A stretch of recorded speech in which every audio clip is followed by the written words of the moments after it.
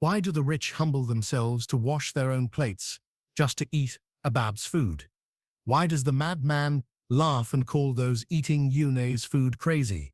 What secret does he see? One that everyone else seems blind to. Grab some popcorn, lean back, and get ready to dive into this extraordinary tale of Iya Benji, the legendary food seller whose flavors stirred up more than just appetites. Some even traveled from other villages, and fights would break out over who would be served first. No one could explain why her food was so irresistible. It wasn't just the poor who came for it. Rich men with big cars would leave their pride behind, wash their own plates, and wait in line like everyone else. One hot afternoon, as people scrambled for Iya Benji's food, a madman walked by, laughing loudly. He pointed at the customers. "You are all eating life snakes," he shouted, his voice loud enough to cut through the noise of the market. Everyone froze for a moment, staring at the madman. Then just as quickly, they dismissed him, laughing. They called him crazy and waved him off. "Snakes in Unji's food. Obviously, he is a madman," one man said, shaking his head as he picked up his own plate. The madman continued to laugh, dancing a little far from the stall. "Snakes, snakes, you are all eating snakes," he sang, but nobody listened to him. They thought he was just a madman, as usual. They didn't know that his words would soon turn their world upside down. Iya Benji stood behind the stall, smiling as she served another plate. Not far from Unji's store was another food vendor, Sade. Her small shop used to be full of customers too. She had once been the town's favorite, known for her mouth-watering jol of rice and fried meat. But ever since Iya Benji's food had become so popular, Shade's customers had all disappeared. Now, she spent most of her days sitting alone, watching the crowd at Iya Benji's store from a distance. It puzzled her. She and Iya Benji cooked the same type of food, used similar ingredients, and even sourced from the same market vendors. Yet, there was no comparison in the size of their crowds. How can she be so successful? Sade asked herself, wiping sweat from her forehead. What is it that she does differently? She had no answers. Iya Benji's rise to fame seemed almost unnatural. Even when Sade lowered her prices, it made no difference. People still flocked to Iya Benji like they couldn't get enough of her food. As she sat there, lost in thought, the madman's words from the other day echoed in her mind. "You are all eating snakes." The madman had said it with so much conviction, but she quickly brushed it aside. "No, that's impossible," she told herself. But something deep inside her wouldn't let it go. Sade wasn't the one to believe in magic or superstitions, but as the days passed, she couldn't shake the strange feeling that something was wrong. The way people acted around Iya Benji's food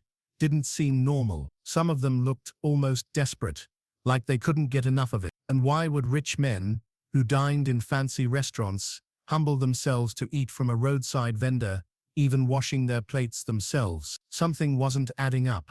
One evening, after a long day of selling nothing, Sade decided to walk past Iya Benji's stall again. She stood at a distance, watching the scene unfold. As usual, a crowd gathered, and there was Iya Benji, smiling sweetly, as she dished out her food. Sade shook her head and turned to leave, but the madman's words kept echoing in her mind. Sade then decided that she needed answers. She couldn't just sit by and watch her own business crumble without knowing the truth. Her concern was that she was no longer making sales. The feeling of unease wouldn't leave Sade alone.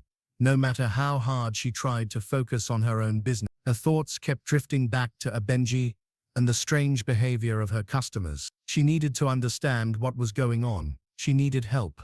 That night, she packed a small bag and set out to visit a famous seer in a nearby village. Mama was known for seeing things that others couldn't. She could look into people's lives and reveal hidden truths. People said she had the power to uncover secrets that were buried deep. It was late when Sade arrived at the small hut where Mama lived. Sade knocked on the door, and after a moment, the door opened and Mama stood there. "You've come to find out what you already suspect," she said.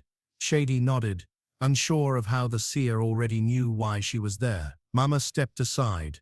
The air was filled with the smell of herbs and incense. Sade began, "There is something about her food. People are drawn to eat it in a way that is not normal. And there was a madman who said people are eating snakes." Mama listened quietly. After a long pause, she spoke. You are right. A Benji's food is not what it seems. It is tied to something diabolic, something hidden from the eyes of ordinary people. But you can discover the truth. Shady felt a mix of fear and determination as she sat in front of Mama. She had come for answers, and now she was about to get them. But the truth seemed darker than she had imagined.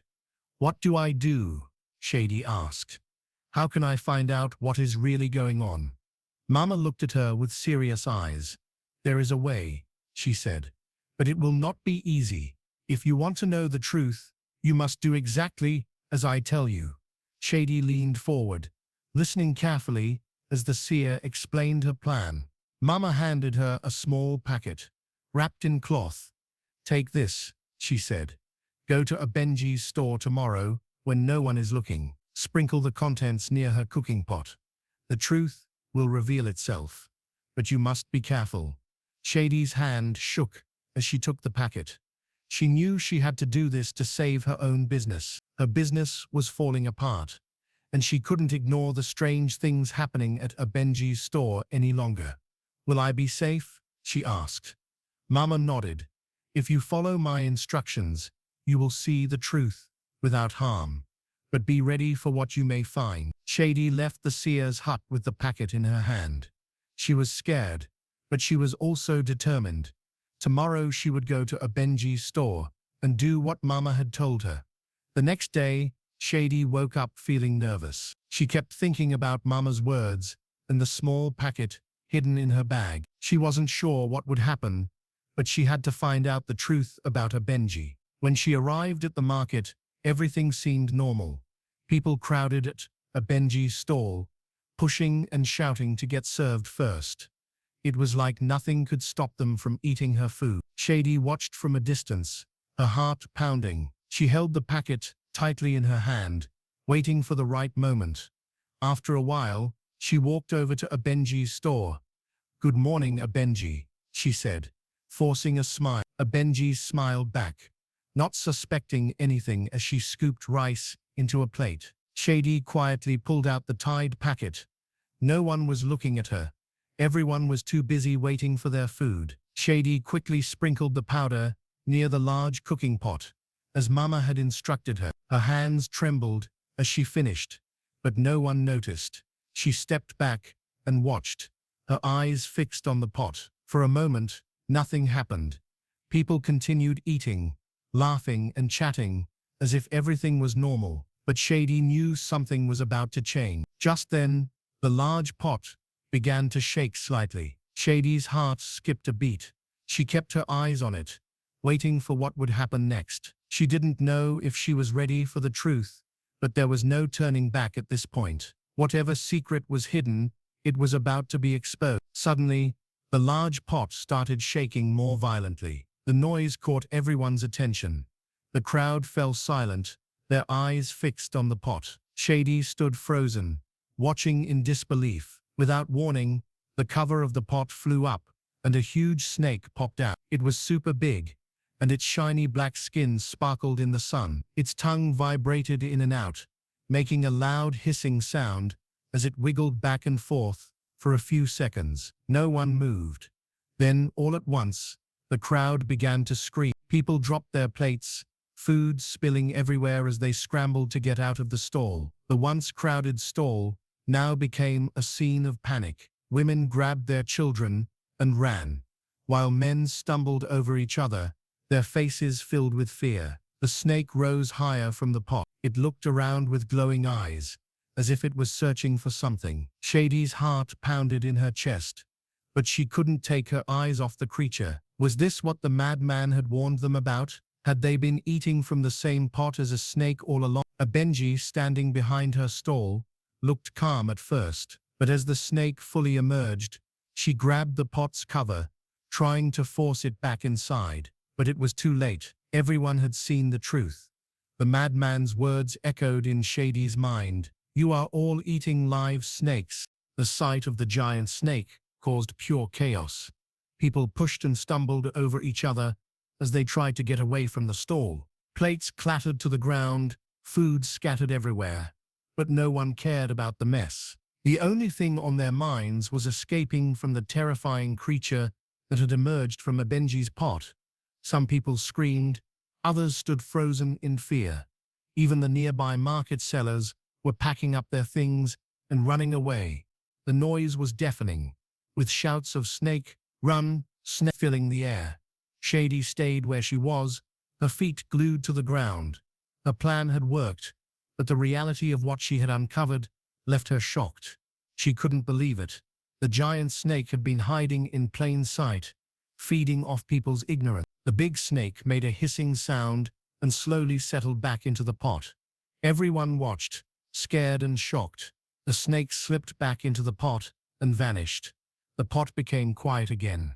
Just like before, Shady's heart raced as she realized the full weight of the situation. The snake wasn't just an animal. It was something spiritual, something evil. And now, everyone knew the truth. With the truth now uncovered, Benji's secret was out. The crowd had scattered, but some people stayed, whispering and pointing at her. The once busy stall, always full of life, was now quiet.